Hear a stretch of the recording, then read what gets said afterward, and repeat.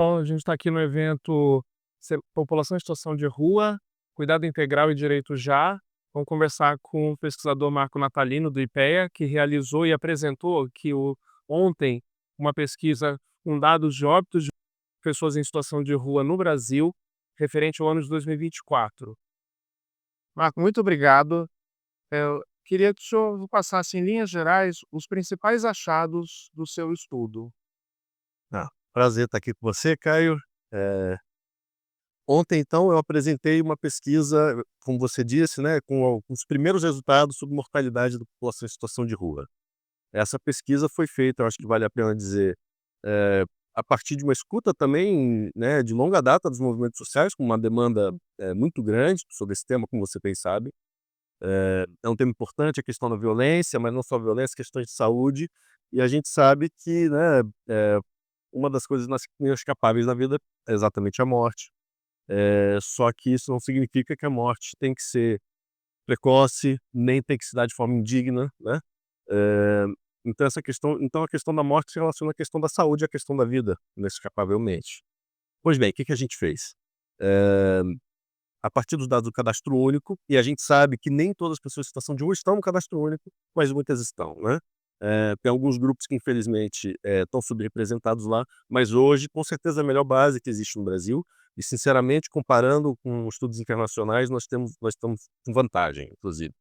Então, eu tenho uma base com 250.000 pessoas em situação de rua, que estavam em situação de rua no final de 2023, né. A partir disso, nós fizemos integração de registros administrativos, que na verdade, é uma diretriz que saiu, de um relatório do Grupo de Trabalho Interinstitucional, eh, coordenado pelo Ministério de Direitos Humanos e Cidadania, mas que visava exatamente discutir a produção de dados e informações sobre população em situação de rua. Então teve 2 subgrupos, um foi coordenado pelo IBGE, para pensar o censo demográfico, e o segundo grupo foi coordenado pelo IPEA, para pensar a integração dos registros. E o que a gente viu ali é o seguinte: a integração de registros do cadastro único com dados de saúde deve ser a diretriz estratégica número 1, é o que tem maior potencial. Então nós começamos a partir disso, bolar, né, alguma forma de fazer esse tipo de pesquisa. Idealmente a gente teria acesso aos dados do Sistema de Informação de Mortalidade, eu acredito que nós teremos uma segunda etapa, que aí a gente consegue ter também as causas de morte, e isso vai ser muito importante. Mas já agora com os dados dos cartórios, né, do Sistema Integrado de Registro Civil, nós conseguimos observar o ano de óbito das pessoas. Então nós criamos uma lista, digamos assim, de todas as pessoas que estão no cadastro único, eh, que estavam, né, vivas, obviamente, ao final do ano de 2023, e observamos quantas as pessoas vieram a óbito em 2024. E o que que a gente viu? Eh, Simplificando um pouco os números, né, mais de 6.000 pessoas em situação de rua vieram a óbito em 2024. Mas quando a gente considera, eh, como essas pessoas digamos assim, na pirâmide etária, né, pega aquela pirâmide etária, idade e sexo, né. Você pega a pirâmide etária da população em situação de rua, compara com a pirâmide etária da população brasileira como um todo, e vê qual é a taxa de mortalidade em cada um desses lugares, você consegue fazer uma coisa que o que seria a mortalidade esperada das pessoas em situação de rua, se elas tivessem as mesmas características da população em geral. Isso a gente chama, né, cria um número que a gente chama de razão padronizada de mortalidade, que é uma forma de comparar um público de interesse com o público em geral. Então, por exemplo, na área de saúde, você pode pegar, tabagistas e compara com geral, e aí você vai ver que tem uma taxa de mortalidade maior, certo? E que provavelmente é associada ao fato das pessoas serem tabagistas. Exatamente, exatamente, essa que é a ideia. Então, por exemplo, na área de saúde, eu acho que é fácil de entender, né, se, você descobre que algum hábito, gera um aumento de 10% na sua chance de morte, você vai tentar parar de fazer aquilo, e na área de saúde, nossa, isso aqui é um fator de risco grande. Se for 30% é muito grande. Pois bem, a população em situação de rua no ano 2024, morreu, a uma taxa 348% maior que a população brasileira em geral. Ou seja, a gente está falando aí de 4 vezes e meia a Hum. taxa, né, da população brasileira. A gente aproveitou também para checar, porque uma coisa que poderia se falar é: "Olha, mas isso não é porque é a situação de rua, talvez seja porque as pessoas são pobres, né?" Eh, e sim, é um pouco verdade, né. Hum. Mas a gente viu que mesmo comparando apenas com pessoas de baixa renda, pegando aí os dados do cadastro único, isso ajuda, né. a gente viu que, mesmo assim, a população em situação de rua morre mais de 200% a mais, né? As 200 pessoas que pobres. as pessoas pobres. Ou seja, a gente está falando, né, simplificando, a situação de rua faz mal à saúde, digamos assim, para usar um chavão. Eu acho que mais importante que isso, né, eh, primeiro eu acho que quando a gente coloca essas estatísticas que são chocantes, são impactantes, eu ainda estou impactado com os dados, a gente se coloca também quase que um dever ético político, né, cívico, de tentar levar isso aos governantes e falar: "Olha só, a gente tem que ter alguma política específica para isso", né. Então acho que algo que, né, as organizações sociais, os pesquisadores, os ativistas, todo mundo pode botar embaixo do braço, e na hora de demandar políticas públicas pode falar: "Olha, aqui a gente agora tem um dado, a gente não está mais no achismo", né. Então eu acho que esse tipo de produção de informações e de evidências, né, de violações de direitos humanos, de desigualdades extremas, elas são muito importantes para a gente melhorar, não pelas políticas públicas, mas também para a gente ser ouvido, né, em determinados espaços de poder, né. Pois bem, mas é claro que parar na no óbito não é o objetivo, a questão é o que que a gente faz com isso, né. Então a próxima etapa do projeto, um dos pontos é exatamente ver por causas de mortalidade, né. Eu acho que tem um ponto importante da gente ver as causas externas, principalmente homicídios, né, porque a questão da violência é muito importante. Mesmo pessoas que não necessariamente vieram a óbito por homicídio, mas que têm lesões que já levaram à morte também é um elemento importante. Obviamente, outras questões de saúde, né, devem ser levadas em conta, tem questões cardiovasculares, infecções, intoxicações, que também afligem mais essa população. Eu acho que mais importante que isso é o seguinte: pois bem, mas o que que faz reduzir essa taxa, né? Hã, o nosso plano, eh é um pouco ver se as políticas sociais, se pessoas que têm acesso a políticas sociais, isso tem um impacto positivo, né. Então, sim, políticas de garantia de renda, BPC, por exemplo, também o Bolsa Família, ao garantir uma renda mínima também, eh, talvez, né, garanta o mínimo, de alimentação ou de algumas outras necessidades pessoais que podem, né, evitar agravos de saúde. Mas talvez mais importante, ou pelo menos eu considero importante a gente olhar para isso especificamente, é para os consultórios da rua. Será que pessoas que foram atendidas pelos consultórios da rua, né, morreram menos, né? Então um pouco a nossa ideia é essa, né, a gente produzir essas estatísticas, são chocantes, são impactantes, eu acho que a gente tem que botar um pouco né, a boca no trombone e divulgar isso, falar: "Isso aqui é muito sério", mas a gente também tem que passar o próximo passo, né. Então, vê se eu entendi, tá Eu falei pra cara, e até pensando em sintetizar, o IPEA é um instituto de pesquisa do governo federal, sim, e vocês assumiram essa responsabilidade ou deram essa responsabilidade para vocês, de entender esses padrões de mortalidade da população em situação de rua. E o que você e entender esses padrões, pegando dados que o governo federal já tem, que já existem. Particularmente os dados de óbitos, todo mundo que morre é gerado um registro dessa morte. Vocês pegaram os registros de todo mundo que morreu em 2024 e cruzaram com os dados de quem declarou estar em situação de rua no CadÚnico. exatamente. E aí vocês chegaram nesse número, foram 6.003 cruzamentos, então são 6.003 pessoas, pelo menos, que morreram em 2024. O próximo passo é pegar essas 6.003 pessoas e ver do que elas morreram, aí já pegando bancos de dados da saúde, Exato. e depois comparar essas 6.000 com as outras 30.000, arredondando, eram 30.000? Eram Que você que não morreram. Não, Então, assim, duzentos então e 200 e 40.000, algo então assim. pegar esses 6.000, comparar com os 240.000, se tiveram o mesmo número de atendimento de saúde, se tinham alguma outra ocorrência que depois pode ajudar a explicar quais fatores podem estar associados ao fato dessas 6.000 terem morrido e das outras não. Exatamente, exatamente. Eu devia ter escrito o que você falou, agora que você explicou melhor que eu.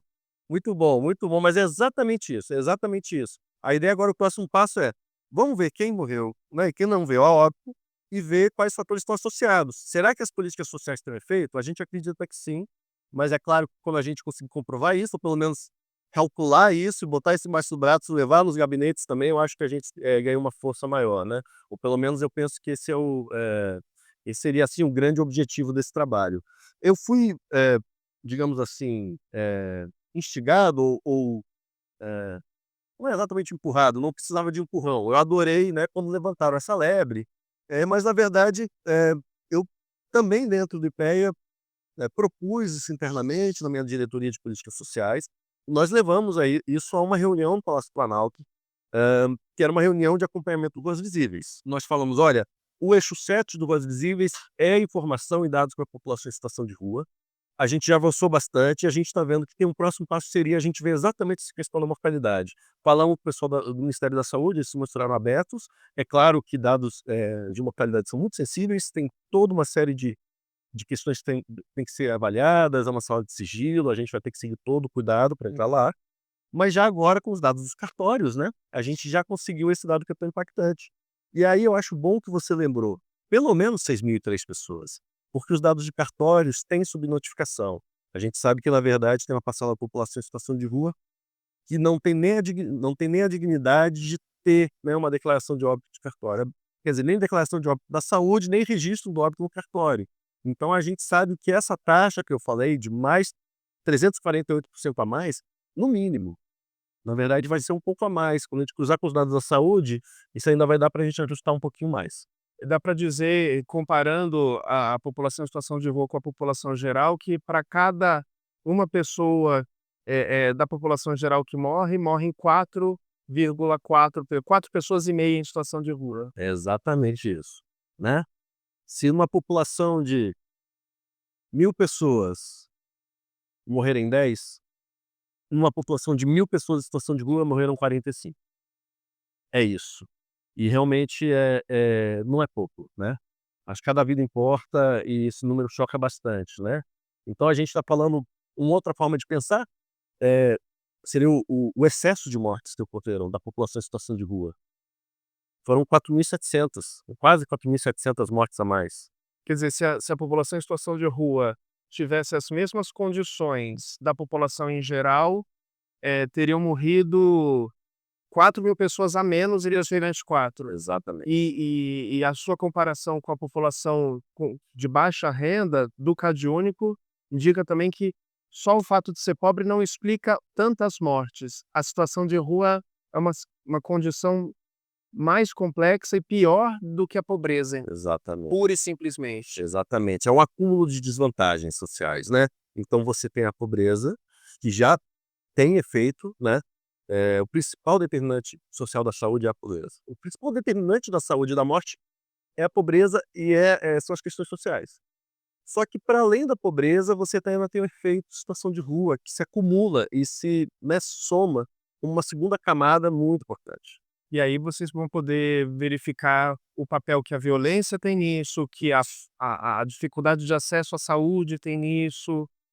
Essa é a expectativa. Ano que vem esperamos ter novidades. Que ótimo. Agora tentando pensar essa pesquisa à luz de resultados de dados mais recentes.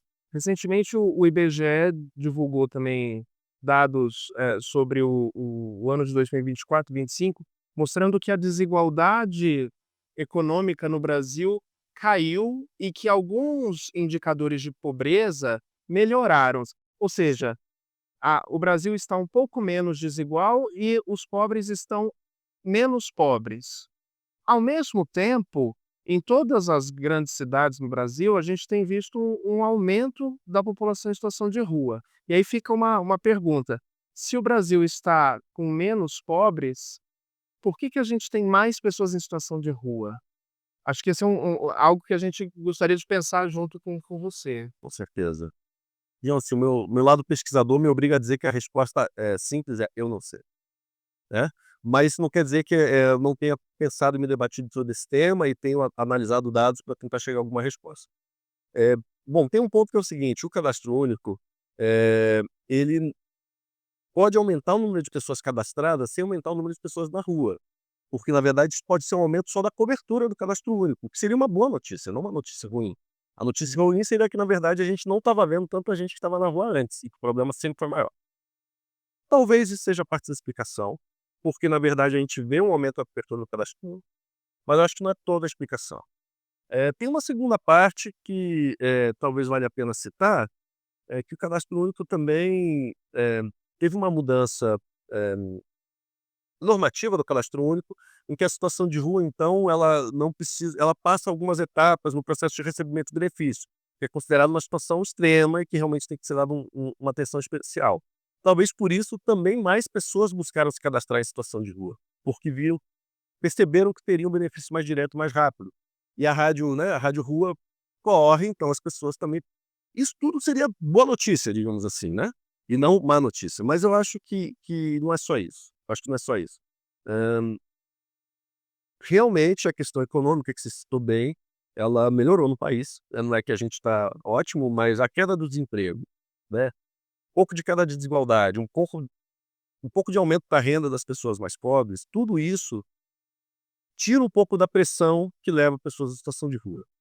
Eh, mas eu penso num modelo de 3 fatores de situação de rua, com base nos dados, né, e existem outras formas de falar, mas eu acho que é simples, assim, todo mundo entende. Tem os fatores econômicos, macroeconômicos, multiplicado, desemprego, pobreza, incluindo falta de moradia, porque essas coisas estão juntas, né. A falta de moradia, assim, não consigo pagar uma moradia e tal. Isso está presente sempre. Tem um segundo, conjunto de fatores, que eu chamo de fatores de saúde, saúde física e mental, certo? Eh, e tem um terceiro conjunto, que é o maior, na verdade, até para dizer na ordem seria o primeiro fator mais importante é esse, que é a questão dos conflitos, interpessoais. Particularmente conflitos, familiares que se dão dentro do domicílio. Agora essas coisas vêm juntas, né, então na verdade é o seguinte, você, eh, para dar um caso mais extremo, mas que não é incomum, imagina que, uma pessoa que sofre um abuso dentro de casa e não posso mais ficar aqui, não prefiro ir pra rua, só que ela também não consegue pagar um lugar para morar sozinha, né. Então, na verdade, tem uma superposição da questão econômica com a questão, dos vínculos sociais, né, da convivialidade ali, da interação face a face no espaço do domicílio. E às vezes o próprio impacto emocional que o abuso, que a violência causa na pessoa, torna mais difícil conseguir um emprego. Com certeza. E você sabe que pessoas também que passam por essas situações tão impactantes, elas acabam também buscando refúgio em algum tipo de todos nós fomos assim, né. Seja ficar olhando toda hora no celular, comer um monte de chocolate, as adicções passam por aí também, né. Então, às vezes, porque a questão não é o uso de substâncias psicoativas, mas o uso abusivo, que está relacionado ao sofrimento mental também, né. Então essas coisas sobrepõem. Eu acho que uma coisa que vale a pena pensar é, mesmo que a questão econômica esteja pressionando menos, o período da pandemia, ele tem efeitos que reverberam um pouco ao longo do tempo. Esses momentos de enclausuramento, principalmente, assim, pessoas que moram nas periferias, adensamento excessivo, muita gente no espaço pequeno. Quando todo mundo fica dentro de casa, os conflitos aumentam, né. Então, e também as questões de saúde mental todo mundo viu como aumentaram, né. Isso às vezes tem um efeito como um efeito acumulado, né. É um efeito acumulado e que, assim, ao longo do tempo isso a gente ainda poderia estar vendo reflexos da pandemia no aumento da população em situação de rua. Essa é uma hipótese que eu tenho, mas sinceramente eu acho que a gente tem que ser humilde e dizer: "Não sei", quando a gente não sabe, né. São fatores que ajudam a pensar, ajudam a explicar, mas que não respondem tudo Não, dessa diferença. Aí uma provocação nesse sentido, pensando nesses diferentes fatores, acho que são 3 dados que você trouxe que explicam essa contradição, né. Tá aumentando a população em situação de rua, enquanto melhorou o emprego, as pessoas estão trabalhando mais, tem menos gente desempregada, os pobres estão com uma renda um pouco maior, e o terceiro que você falou, que eu não me lembro, que era a desigualdade de renda entre os mais ricos e os mais pobres diminuiu. Mas, são maneiras da gente falar que a pobreza, que a economia melhorou, mas que não dizem, por exemplo, se, as pessoas estão numa situação melhor e mais estável. Pode ser, por exemplo, que as pessoas estão conseguindo uma renda melhor, mas em condições muito ruins, por exemplo, de trabalho, de estabilidade, que também agravam a situação de saúde mental, de saúde física, por exemplo? eu diria assim, a lógica do que você está dizendo é perfeita, só que aparentemente não, os dados estão demonstrando, que tem aumentado o emprego formal no Brasil também. Então eu acredito que do ponto de vista né, da solidez dos vínculos trabalhistas, né, eles também estão se tornando um pouco mais sólidos. Talvez a única coisa que eu apontaria é que, está melhorando, mas também não está melhorando absurdamente, né, e essas coisas às vezes levam um tempo até, né, até se resolver. Então eu acredito que as melhoras econômicas de hoje ainda vão reverberar positivamente no futuro, também pela questão do impacto na população em situação de rua, né, assim como questões do passado que impactam ainda hoje, né, porque na verdade é um histórico de vida, né, e que veio a chegar a desembocar numa situação de rua, né, ela não se constrói da noite para o dia, né. E até pensando, bom, a gente fala muito, quando fala de desigualdade, a gente pensa de imediato ricos e pobres. Mas tem muita bom, o Brasil tem muitos pobres e uma desigualdade muito grande entre os pobres. Então dá uma sensação, quando a gente fala: "Ah, a desigualdade melhorou", dá a impressão de que todos os pobres se beneficiaram. Exato. Não necessariamente. Não necessariamente, talvez os mais pobres dentre os pobres ainda não estejam vendo ou recebendo essa melhoria da economia. É meio por aí, talvez? Sim, é possível, eu não tenho certeza. Agora eu acredito, enfim, tem uma questão também que é a seguinte, aquilo que eu estava falando do cadastro único de que as pessoas, que a rádio da rua fica sabendo, tem uma coisa que, assim, as pessoas não necessariamente estão em situação de rua o tempo todo, né. Então, às vezes, o que acontece é que você tem um choque econômico específico, você perde o emprego. Aí, exatamente nesse momento que a sua renda vai a zero, digamos assim, que você vai buscar assistência social, né. Então, talvez pelo motivo das pessoas ficarem sabendo mais agora e irem correr atrás do seu direito, aumenta aparentemente o número de pessoas cadastradas, porque o cadastro dura pelo menos 2 anos, né. Então mesmo que a pessoa até tem um efeito curioso, que eu acho muito positivo, talvez a pessoa, ao procurar se inscrever no cadastro único, ela consiga uma renda que permita ela alugar algum lugar, né. Só que ela ainda vai permanecer, né, com aquele benefício e marcada lá nos meus registros como em situação de rua por 2 anos, entendeu. Então isso também tem um negócio, tem um efeito retardado. Você olha o dado de hoje de cadastro único, na verdade você está olhando o dado dos últimos 2 anos, tá. Então a gente tem que esperar mais um pouquinho para frente para ver o efeito, enfim, da economia de hoje. Ela vai aparecer daqui a um ano, digamos assim. É como se a gente estivesse comparando os dados econômicos de hoje com os dados da população em situação de rua do ano passado. Exato, Então a gente ainda não está vendo os efeitos que a melhora, entre aspas, da economia de hoje está tendo sobre a população em situação de rua. exatamente. É uma e isso que o senhor falou do CadÚnico é que tem uma hipótese que tem mais pessoas em situação de rua se cadastrando no CadÚnico, então antes a gente achava que tinha menos, tinha mais gente invisível e hoje essa invisibilidade está um pouco menor. Acredito que sim, acredito que sim. E veja, como eu estava te falando, como é um processo dinâmico que dura 2 anos, quando você tira uma fotografia num dia, faz um censo da população em situação de rua, vai ter menos gente no cadastro único. Mas é para ser assim, porque o cadastro pega quando a pessoa foi para a rua, mas se ela sair daqui a 3 meses, por 2 anos ela ainda permanece lá, entendeu. Isso não é um erro do cadastro único, é a forma como ele funciona. E aí se a gente tenta comparar dado de censo, que é uma contagem, que é uma fotografia, com dado de um filme de 2 anos, é comparar alhos com bugalhos, né. Então também eu acho que é importante a gente ter isso em mente, são fontes de informação diferentes, as 2 são úteis, super importantes. Para coisas É diferentes. isso, mas se a gente começar a entrar numa guerra de números, a gente não avança. Sim, eu acho que independente do nome que a gente dê, é uma situação, é uma calamidade, a gente deve considerar com a gravidade que ela tem. O genocídio implica intencionalidade, né, pegando pela Carta das Nações Unidas, o Brasil é signatário desde os anos 50, eu acredito que na esfera pública hoje brasileira, existem falas com intenção genocida por relação à população em situação de rua.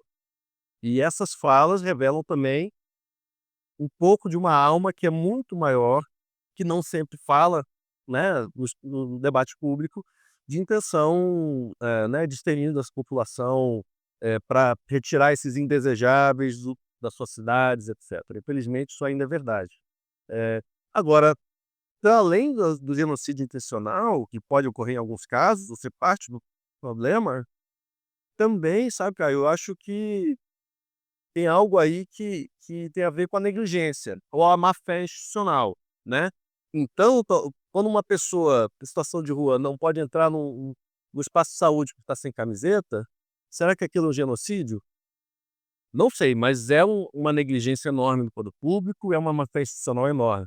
Então essa questão das barreiras de acesso, né, eu acho que para além de ações intencionais que a gente sabe que tem agentes de repressão e outros agentes, inclusive privados também, né, que cometem violências que podem estar contribuindo com esses números, tenho certeza que sim, embora eu não saiba quanto, tem questões de saúde mais amplas, né. Então a pessoa tem lá algum problema cardiovascular, tem que tomar algum remédio, só que não consegue ter acesso à medicação, a condição de vida dela, não é levada em conta na hora da prescrição do medicamento, né, e por aí vai, uma série de outras questões. Eu acho que junta então o genocídio, junta a negligência, junta a má-fé institucional, mas também eu acho que isso, coloca para a gente não só uma obrigação de mudar o quadro, mas também um olhar com olha, a gente tem muito que a gente pode fazer. Perfeito, muito obrigado. Ah, obrigado você. Obrigado, gente.